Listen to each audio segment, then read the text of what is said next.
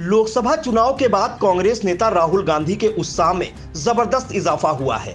यही कारण है कि वह अलग अलग लोगों से लगातार मुलाकात कर रहे हैं। लोकसभा में नेता प्रतिपक्ष एवं रायबरेली सांसद राहुल गांधी ने सोमवार को उबर कैब की यात्रा की।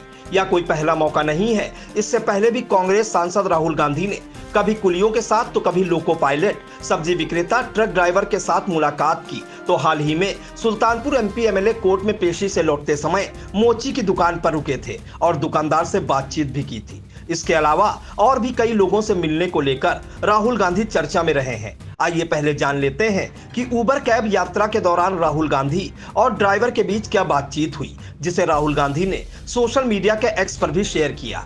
यूपी के रायबरेली से सांसद राहुल गांधी ने सोमवार को अपने आधिकारिक एक्स हैंडल पर एक वीडियो पोस्ट किया है। इस वीडियो में राहुल गांधी को कैब में सफर करते देखा जा सकता है। राहुल गांधी ने न सिर्फ कैब में यात्रा की, बल्कि ड्राइवर के परिवार के साथ दिल्ली के रेस्तरां में लंच भी किया। इस दौरान यूपी की ही रहने वाली सुनील उपाध्याय की पत्नी और उनके बच्चों से भी उनकी बातचीत हुई। राहुल गांधी ने एक्स पर लिखा कि आमदनी कम और महंगाई से निकलता दम, यह है भारत के गिग वर्कर्स की व्यथा। राहुल गांधी आगे लिखते हैं, सुनील उपाध्याय के साथ एक उबर यात्रा के दौरान चर्चा में और फिर उनके परिवार से मिलकर देश के कैब ड्राइवर्स और डिलीवरी एजेंट्स जैसे गिग वर्कर्स की समस्याओं का जायजा लिया। हैंड टू माउथ इनकम में इनका गुजारा तंगी से चल रहा है, ना कोई बचत और ना ही परिवार के भविष्य का आधार। इनके समाधान के लिए कांग्रेस की राज्य सरकारें ठोस नीतियां बनाकर न्याय करेंगी और इंडिया गठबंधन पूरे संघर्ष के साथ इनका देशव्यापी विस्तार सुनिश्चित करेगा। आइए अब जान लेते हैं कि ये गिग वर्कर्स कौन होते हैं। आप राहुल गांधी के ट्वीट में गिग वर्कर शब्द का इस्तेमाल देखकर सोच रहे होंगे कि ये क्या होता है। असल में जिन लोगों का काम यानी जॉब अस्थायी, फ्लेक्सिबल या प्रोजेक्ट बेस्ड होती है, वे गिग वर्कर्स कहे जाते हैं। ऐसे लोगों की श्रेणी में आप कैब ड्राइवरों, डिलीवरी एजेंट्स, फ्रीलांसिंग का काम करने वालों को रख सकते हैं। गिग शब्द का उदय म्यूजिक इंडस्ट्री में हुआ। वहाँ कलाकारों को छोटे असाइनमेंट पर परफॉर्म करने के लिए बुलाया जाता था। आज गिग वर्कर फ्रीलांस मार्केट से लेकर सर्विस सेक्टर तक फैले हुए हैं। ब्यूरो रिपोर्ट, आई इंडिया। Confirm pickup.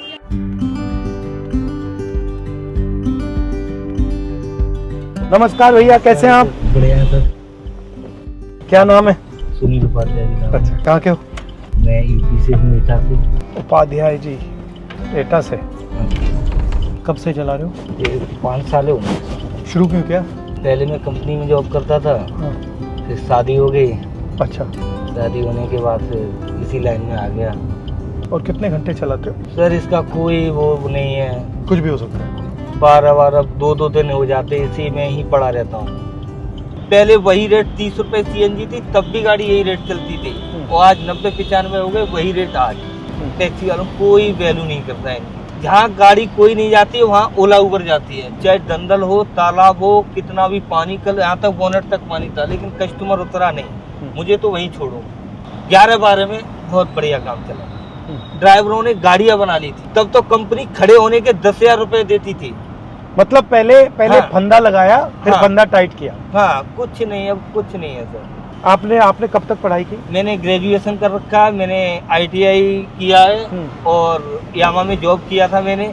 जब मैंने अप्रेंटिस कर लिया तो यामा वालों ने निकाल दिया। यामा वालों ने? हाँ, क्यों एक निकाला? साल। हाँ, कि भाई आपका ब्रेक हो गया। मैंने कहा अब कहाँ जाऊँ कि दूसरी कंपनी में ट्राई करो। तो फिर उससे मैं निकल के फिर मैंने गाड़ी का प्लान बनाया है। आपका पहला ओरिजिनल प्लान था कि मैं कंपनी में काम करूँ, लेकिन ITI करके आया, कंपनी में जॉब किया, फाइनल इंस्पेक्शन में था, गाड़ी टेस्टिंग का मेरा काम था।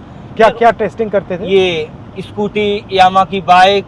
तो फिर उन्होंने आपको फिर से क्यों नहीं लिया? क्लियर हो जाएगा ना, परमानेंट की स्थिति में आ जाओगे। तो कंपनी का रूल होता तो है परमानेंट नहीं करना। हाँ, परमानेंट नहीं करना है तो मतलब 6 महीने का ब्रेक। आज बताओ, मेरे तो भाग खुल गया। मेरा तो आपसे कोई ऐसा वो नहीं था कि आप अचानक मेरे पास, जबकि ये ड्यूटी 2 बार आई थी मेरे पास। अच्छा। हाँ, मैंने एक बार मेरी रेंटल मैं नहीं करूंगा, इतनी देर में और काम कर लूंगा, डबल हो जाएगा। 800 रुपए दिखा रहा था मेरे को 4 घंटे के। 4 घंटे के 800 रुपए। आपसे लेगा 1500 रुपए, मेरे को 800 रुपए। अगर आपको नहीं लगता कि चुने हुए लोग अमीर होते जा रहे हैं और लार्ज और जो बड़ा मैस है, अब 90% लोग हैं वो नीचे जाते जा रहे हैं। बस वो वही चल रहा है, वही चल रहा है, वही सिस्टम चल रहा है इस टाइम। राजस्थान में हम एक कानून लाए थे, हमारी जब सरकार थी। हाँ, आपकी सरकार थी। तो हम कानून लाए थे कि जो भी उबर चलाता है या डिलीवरी करता है, हर ट्रांजैक्शन में उसके लिए थोड़ा सा पैसा पेंशन के लिए कटेगा। तो आपने मान लो आपने राइड की, हाँ। हर राइड के लिए कंपनी को थोड़ा सा पैसा आपके पेंशन के लिए अलग रखना पड़ेगा, जो आपको बाद में मिलेगा। बिल्कुल सर, इसके बारे में आपका क्या लगता है? बहुत बढ़िया रहा यार। एटलीस्ट सिक्योरिटी तो आए ना कि भैया थोड़ा सा हाँ, पैसा लास्ट हमारा में बच जाके रहा अगर मिल जाएगा तो उससे कुछ राहत हो है। जाए। बिल्कुल, दो काम सरकार कर सके, जैसे हमारी तेलंगाना में, कर्नाटक में सरकार है, अगर हम वहाँ दो काम कर सकें तो क्या हो सकते हैं? एक तो पेंशन का आपने कहा ठीक है, वो और क्या हो सकता है? एक तो इनका रेट सर सही किया जाए। रेट ठीक किया जाए। हाँ, रेट मतलब इनका पूरा वो निकाल के कैलकुलेशन करने के बाद इनका ये लिखा, हाँ, वाकई में इनको कुछ बच रहा है कि वैसे ही रो रहे हैं।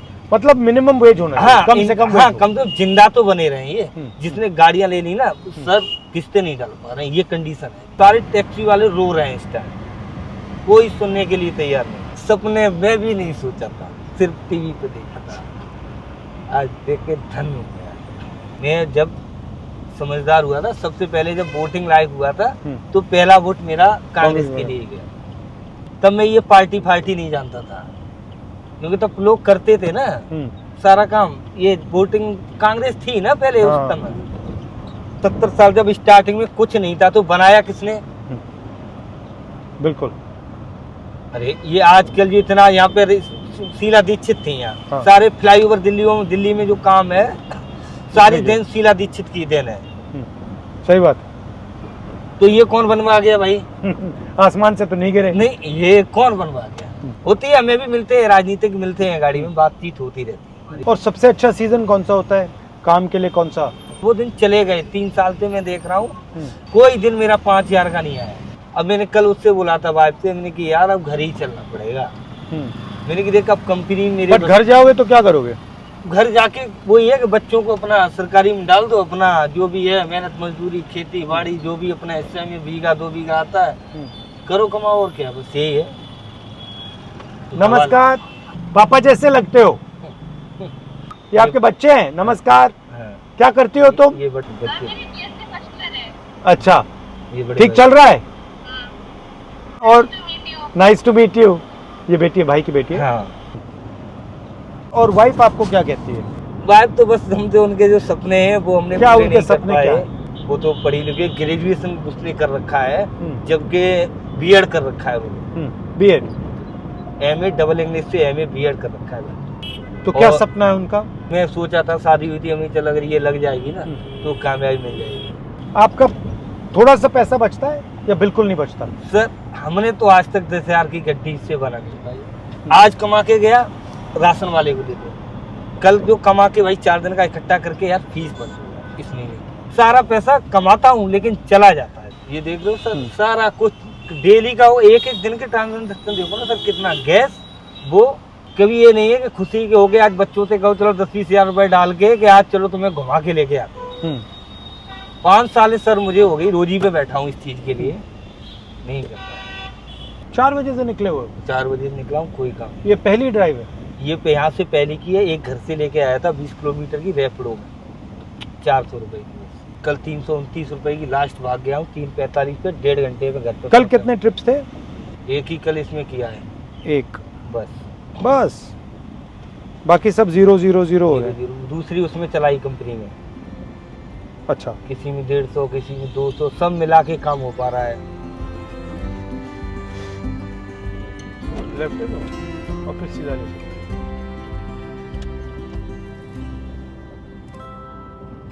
धन्यवाद, बहुत अच्छा लगा भाई। बच्चों से मेरी नमस्ते कर लेना।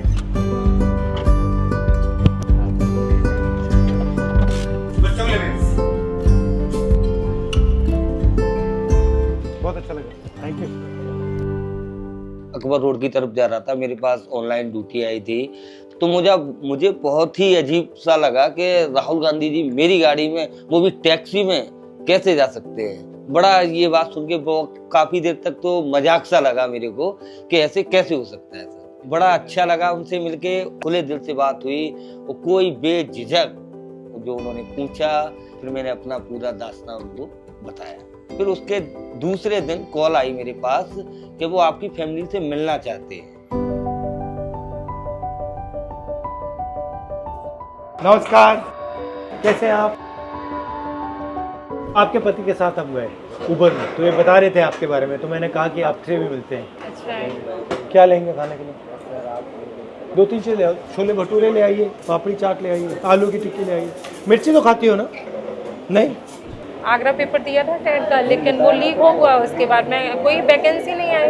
हाँ, इन्होंने बताया लीक होने के बाद पूरा, तो उसमें आपका पूरा पैसा ज़ाया हो गया, खत्म हो गया। हाँ। तो आप क्या सोचते हैं, ये इनकी जो ड्राइवरी हो रही है इसके बारे में, ये आपको लगता है ये परमानेंट नहीं है, मतलब ये टेम्परेरी कर रहे हैं? परमानेंट है, लेकिन डेवलपमेंट इतना कहाँ है भैया? मतलब वहीं के वहीं है? उतना ही है, मतलब खा लिया, उसके बाद में अगर बच्चे का फ्यूचर नहीं बना तो दिल्ली रहने का क्या मतलब है? इससे अच्छा तो घर था।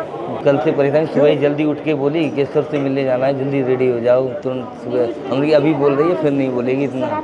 न्यूज़ पे देखती है? हाँ, न्यूज़ पे देखती अब तो बिल्कुल शर्मा रही हो। हाँ? हाँ? मेरे साथ थोड़ी शर्माना है तुम्हें। आपका नाम लेके बोल रही थी, आपका नाम ले रही थी। मैंने ये बोल दिया ना, क्योंकि सर बोल न्यूज़ रहे थे देखते हैं बहुत ना हम क्यूट है। लोग, तो न्यूज़ में देखते हैं। क्यूट बोल रहे बड़ी होके क्या करोगी? पढ़ाई बड़ी करने होके पढ़ाई थोड़ी करोगी, पढ़ाई तो नहीं, छोटी पढ़ाई होगी तब करने करोगी। के बाद क्या बनना है? आपको बनना पढ़ाई क्या करने है? के बाद क्या होगा?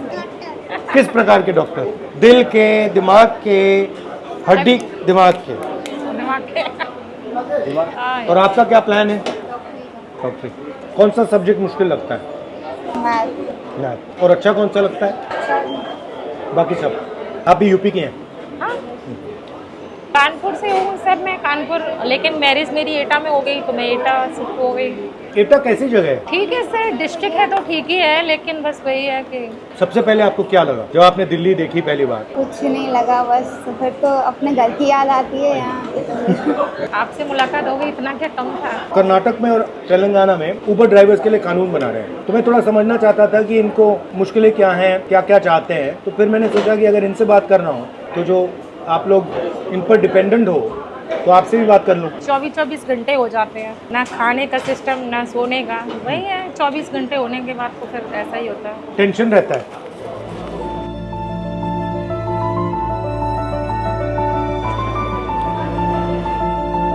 आइसक्रीम अच्छी लगती है? सबसे अच्छा क्या लगता है? सबसे अच्छा फास्ट फूड। हाँ, फास्ट फूड में चिल्ली पोटैटो। अच्छा। इंडियन आर्मी में जाना चाहते हो? तो बहुत पढ़ाई करनी पड़ेगी तुम्हें आईएएस में जाने के लिए। घर का जो खर्चा था उसका ब्रेकडाउन क्या है, कितना पैसा कहाँ जाता है? एजुकेशन है सर इसकी, क्योंकि अभी यही एजुकेशन कर रहा है, क्योंकि वो तो नहीं हो पाया छोटी है उसका। नहीं, छोटी तो नहीं है, एज हो गई करने के लिए, लेकिन नहीं हो पा रहा है। इनकी मंथली लगभग में 3.5 के समथिंग फीस, फिर रेंट पर पोर्शन है तो सर उसका लगभग में 8 के समथिंग पड़ता है, लाइट वगैरह, और उसके बाद में शायद राशन है किचन का, लगभग में पड़ जाता है 7-8 का समथिंग, क्योंकि हर चीज़ पे तो रेट इतने हाई है। जब तक कोई फ्यूचर नहीं होगा तो क्या होगा सर? ना तो इनका दिख रहा है ना हमारा दिख रहा है। थोड़ा ज़्यादा खा लिया? आज इनको भी भरोसा हो गया, इन्होंने सोचा कि ये झूठ बोल रहा है। ऐसे ही बोल रहा है। आज सर पिक वगैरह डाली थी ना, तो मतलब एकदम देखा तो हमने कहा हमने यार आपने पिक किसके साथ सेंड करी है, मतलब किसी को बोलते भी है, अच्छा तुम ही एक अनोखे रह गए, तुम्हारी गाड़ी रह गई, जा रही हूँ गाड़ी, क्या तो आप किसी गाड़ी में।